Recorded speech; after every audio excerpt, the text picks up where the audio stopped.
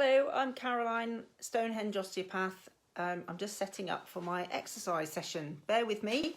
Spot on, 5:30. Hi, I'm Caroline. I'm Stonehenge Osteopath. I do these exercise sessions to try and bring some way of keeping people who either have never been interested in exercise or because of the lockdown are having to reduce the amount of exercise they would ordinarily do, or movement. The aim is to keep you mobile and a bit agile and keep some of your strength that you would have had and muscle strength before this lockdown and everything's been reduced. So we need to get started. A chair, 2 tins for the weight training.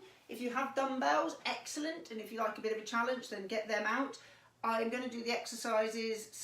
I will demonstrate the seated ones, and if you're doing them sitting, you carry on, and I will then demonstrate them standing. So if you have any lower limb issues, hopefully you can still join in some of it because I'm doing some sitting ones, or if you just are not ready to be stood doing some of the exercises and can't tolerate the two together, then that's absolutely fine. Okay, so let's get started. So sitting on a chair, just going to have your hands on your hips and you're just getting that upper body moving, bit of rotation, bit of twisting. So do 4 or 5 of those, half dozen, and then just side bend. Get some range of movement through your thoracic spine. So carry on doing that and that. If you're sitting, if you're doing it stood, want a nice broad base with your feet, about shoulder width apart, hands on your hips, and you're just taking that movement all the way through. If you struggle with any balance issues or dizziness, you may find this stirs it up a little bit, so do it sitting down. Okay, just getting that spine moving, really bring those shoulders around, and doing some side bends. So just getting that lower back and upper back moving. Okay, so back to sitting, moving on. So if you're sitting, all I want you to do is you're just going to lift your arms up in front of you and arching your back and getting some flexion and extension going through that thoracic spine. So if you're looking at each side on, you're doing this. So you're just getting your shoulders moving, getting your upper back moving, and articulating the joints in your spine. Hopefully this is a bit of an alternative to what you'd ordinarily be doing sitting if you're watching TV or working on the garden or doing crossword puzzles or anything where you're sitting and sort of brought forward. This just gets you to open up your chest. That's sitting, you can do it standing. So feet hip width, a good shoulder width apart, and all I want you to do is just coming forward and up. And like I said, if you have any balance issues, I'd advise you doing this sitting. And if you've had any diagnoses on your spine where you shouldn't be doing any hyperextension, this may not be the exercise for you. So you may just want to go to upright and not do any leaning back. Okay, so we've just got the upper body and the back moving, warming up the glutes now because we're now getting them to do something. Lovely. Back to the seat. So arm, same arm, same leg, I can't think. So we're just like a puppet on a string. You're just starting to get those thoracic spine muscles moving.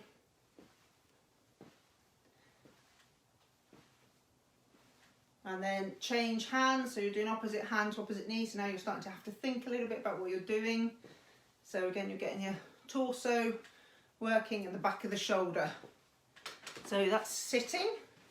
If you're doing it standing, then you're just doing opposite, same side to start with, exaggerated marching, and then after a few repetitions, go the opposite way. So you're getting things moving, getting those crossover muscles in the torso working.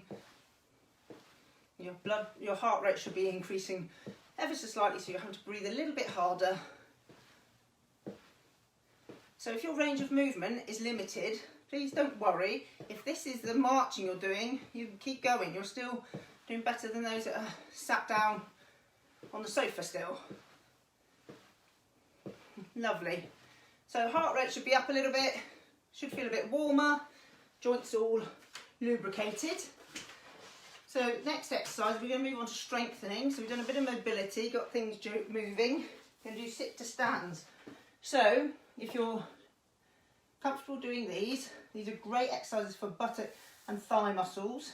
Sometimes if you get a bit of anterior knee pain, this may not be the exercise for you to do, but give it a go. It may provoke it, it may actually be fine. You may find it helps strengthen those thighs. Okay, so if you need to, use your hands to push up, just do a glancing push. Everybody else, if you can, just stand up without using your hands. So a little bit of tension through your lower tummy and clench your bottom as you stand. So you're pushing up through your feet and your lower limbs. And you go at your pace. You may be doing 1 to every one of my 2, that's absolutely fine. Let's just get those muscles working, get those hips flexing and straightening. Make sure you finish the move so you straighten your hips properly. So tight bottom, hips push forward, sit back down. Okay. So ordinarily with strength training, you're looking to do about 10 repetitions.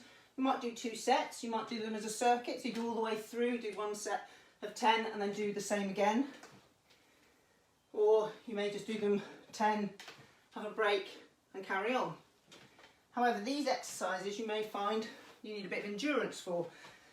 So you may just do a few seconds of each, so 10, 15 seconds, and keep going for as long as you can in that period of time.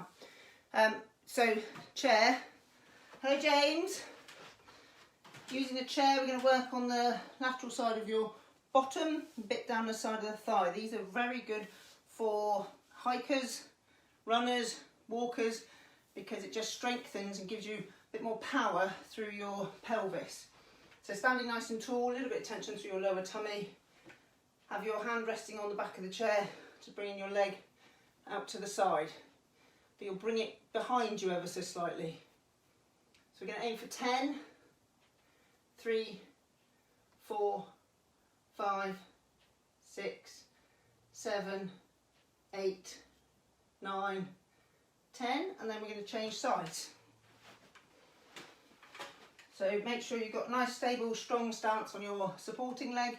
You may want to hold that buttock ever so slightly tight so that you're supporting that hip.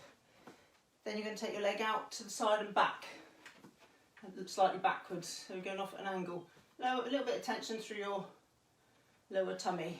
3, 4, 5, 6, 7, 8, 9, 10. Then we're going to change sides again. Now we're going to work a bit more directly on your gluteus maximus. So you're going to be working, standing on one leg, nice and tall, tension through your lower tummy, use the chair for support. You've got your knees slightly bent and pushing back behind you. Okay, so gravity is making that ever so slightly harder, and the weight of your foot will make that a bit harder. And the fact that you're having to lift your knee behind you will make this muscle work that bit more harder. You may also feel it a bit in the top of the hamstrings. 3, 4, 5, 6, 7, 8, 9, 10. You may also find it helps a little bit with your low back, because when you're stood and you're working your gluteal muscles, often the muscles in the low back improve ever so slightly because they're supporting you. So same again this side, so knee bent, 1, 2, 3, 4, 5, 6, 7, 8, 9, 10. Lovely. So back to chair and standing. So I'm going to demonstrate with the tins the exercise sitting. If you want to do it standing, you very much can. I would demonstrate sitting, but if you're doing it standing and you get started at the same time as me, make sure your feet are good shoulder width apart. So feet, when you're sat, hip width apart, and you're going to bend ever so slightly forward so your back is flat. So you're in that position. And your back doesn't move, it's all in the arms. So if you're looking at me from the front, you're ever so slightly leaning forward, bringing your arms up. Sorry, something's just gone black. Ooh, don't know what's going on there. Ever so slightly forward, bringing your arms up towards your rib cage. Keep your elbows beside your body, and you're leading with your shoulder blades. 6. So keep going like that if you're doing it sitting. You can do it standing. This is where you can use your dumbbells if you've got some, if you want that bit harder work. So feet shoulder width apart, bottom stuck out a little bit, knees bent.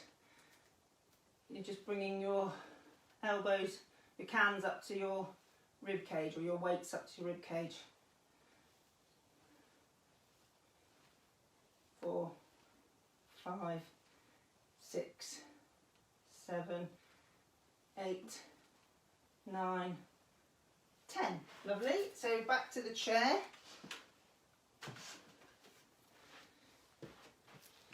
Now I'm going to work a bit more on the back of the arms. So if I'm sat down on the sideways on for you to see, flat through your back, don't move your back.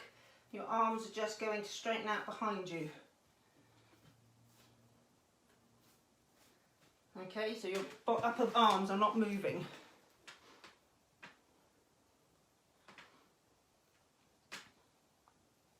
So you carry on doing that if you're sitting. I'm just going to stand. Sorry, excuse me sniffing. So feet shoulder width apart, slight bend in your knees, stick your bottom backwards, flat back, and you just straighten your arms out behind you. 4, 5, 6, 7, 8, 9, 10. Lovely, well done. Right, we're going to do one more, which is sitting to standing. So this is quite a good one for the torso, so kind of your body muscles in your body, tummy muscles, chest muscles. You are going to start off with the tin or the weight up by the side of your head. You're going to bring the weight across your body. And it's a nice rotation through your body, so it gets those muscles that cross over your body working really hard. So abdominals on one side, pectoral muscles on the other. So as if you're chopping a piece of wood. So you keep going if you're doing that sitting. If you're doing it stood, feet shoulder width apart, weight up by your ears. You're really taking that weight down. So if you're looking at it from the side, you're pushing your hips back and turning. So really push your bottom backwards as you squat down. Your range of movement may not be as comfortable as that. That's not a problem. You do what you can do. So if you're limited to a bit of this, then don't worry, you'll get there. Just ever so slightly, just work a little bit on pushing your hips back. Okay, so doing it the other side, so sitting. Because I'm hoping you've all carried on while I'm chattering. So sitting, it's that action. If you're stood, nice and tall, feet shoulder width apart, weight up by your ear, and push your hips back. Okay, so really take that movement through, so you're working through your shoulders, your torso, front and back. 6, 7, 8, 9, 10. Lovely. Right, so we're going to move on to a floor strengthening exercise for the back of the hips and the pelvis. Mum told me she needs a couple of seconds to get to the bedroom to do this on the bed because she struggles getting on and off the floor. So if you need to do that, go and find your bed, or if you're comfortable getting up and down off the floor, then let's get started. So you need to be, like, at the moment we're not using any equipment, but what I would suggest is at a later date either have a resistance band, these springy bands, or for this one, to make it that bit harder, if you haven't got a resistance band, that's absolutely fine. You can use a dressing gown belt. It's just for you to keep your knees pushed against something. But we won't do that today, we'll move on to that next week. So lying on the floor or on your bed, put your feet flat on the floor. I don't know if you can see me. I'm going to bring you down a little bit.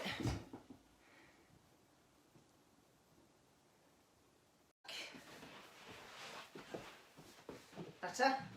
Backs of your hands to the ceiling, feet flat on the floor, about hip width apart. Make sure your knees also have a gap. You don't want them pushed together, you want them pushing with a space between. And then you're going to lift your bottom. You're going to do this by clenching your bottom cheeks and peeling your back up off the floor. So when you do that, you should also be engaging your lower tummy muscles.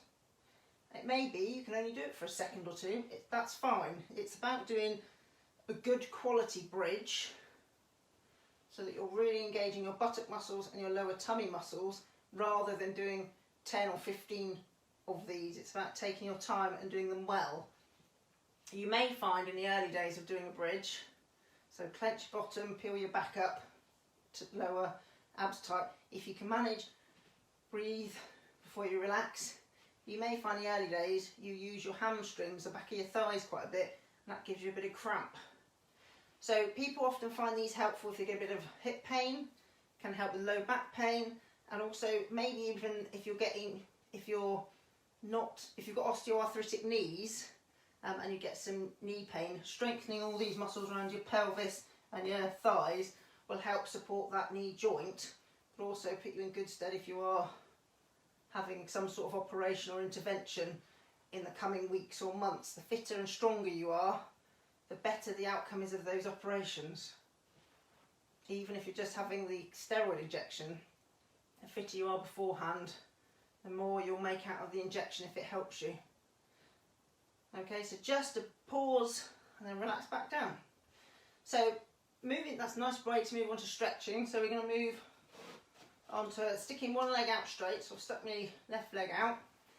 Actually, we're going to do one more strengthening actually. We're going to do straight leg. So this should be fine even if you have knee problems, and it may even be fine if you've got hip problems. You need to give it a go, make sure you don't provoke any symptoms, but this is another good strengthening exercise for the muscles around the knee and the muscles around the front of the hip.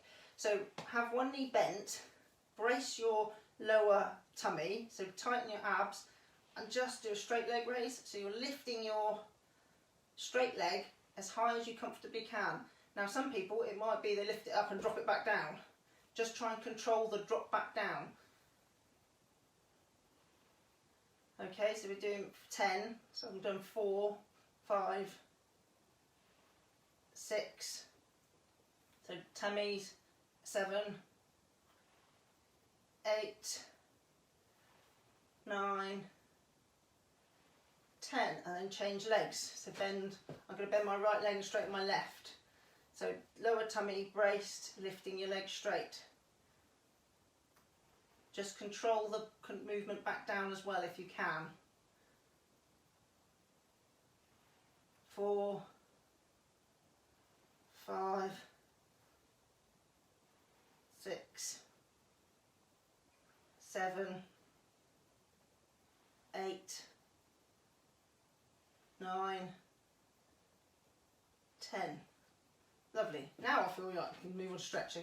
So straighten your left leg and bring your right knee up to your chest. Put your hands behind your knee. That can be quite a stress on the knee joint if you have any issues and it's uncomfortable. Hand behind the thigh, bring it up towards your chest. It will feel maybe tight through here, maybe a little bit tight in the low back. It should not be painful. And you're going to hold it for 15 seconds or so. Let your back relax into that. So none of these exercises should provoke any symptoms. You may find some mild discomfort or tightness when you start doing them. That should improve as you get going, but you should not have any lingering pain afterwards. If you have and you want to query, please ask me if I can give any advice about how you can do the different exercises, or whether there's maybe something you're doing in the positioning. So change legs. Just holding it for 15 seconds or so. Just let my back relax into the floor. and then keeping hold of that leg and bring the other leg up, and that will stretch the whole of the low back across the back of the pelvis, back of the low back. Again, you may just feel you just need to let your back relax into that position. It may take a few seconds, but this should not bring on any new symptoms or any pain in particular. Just might feel tight.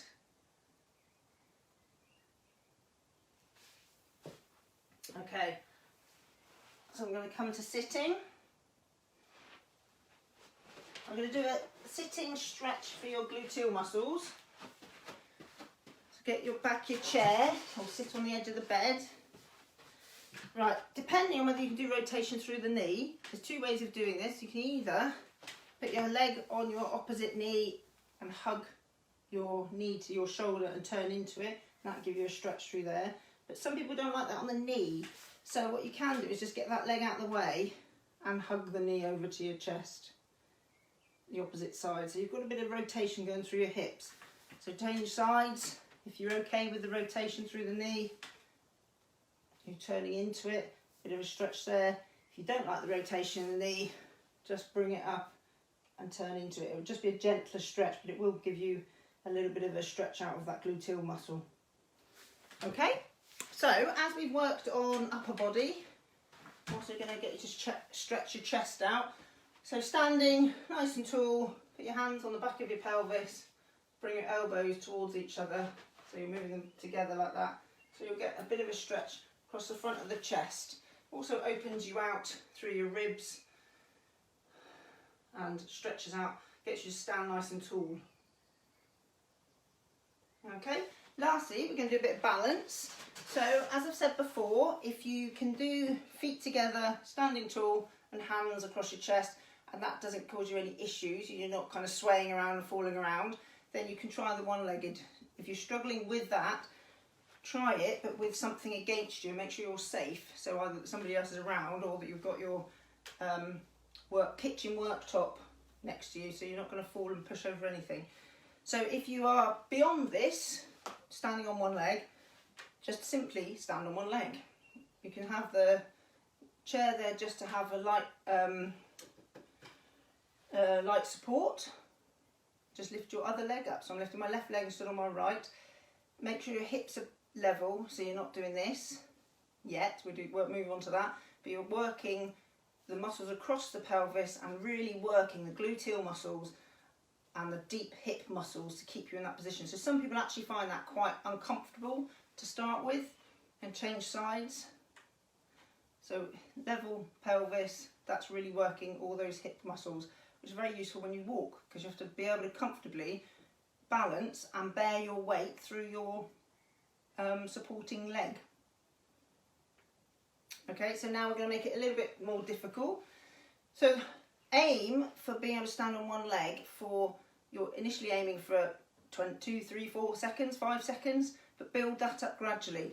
You ideally want to be able to stand on one leg for at least 20 seconds or so. That shows then you've got the endurance in those muscles and that neurological system to allow for compensations. So moving on, if you're stood on your right leg and your left knee bent, then you're going to start off with your hips level, and then you are going to kick your hip out. So now this hip's higher than this one. You see I've dropped and gone wonky? Bring your hips up to meet, so that they're nice and level. So this is not only working balance, but it's working these muscles on the side. It's really making your pelvic muscles work really hard. Oh, can't do inching and standing one leg. Drop it down, back up. So it's a repetition. Try and do 4 or 5 of them without holding on, or light touch, as little touch as you can, and still feel safe. Okay, and then change sides. Standing on your left, bend your knee, let your hip drop. Bring back up, and back up. So you're aiming for 5 good ones really. I don't think that was 5, I can't count. Okay, so that was that for this evening. I've introduced a couple more slightly different ones. Just we're working around the body. I'm trying to equally work through upper body and lower body through the week, so we sort of slowly do a circle of all of them. Hopefully you found them of interest. Any questions, please email me, info@stonehengeosteopath.co.uk. And if you've liked it, please like my page. If you think it's useful to somebody, please share it. You can also find all my videos on YouTube on my channel, Stonehenge Osteopath. Thank you.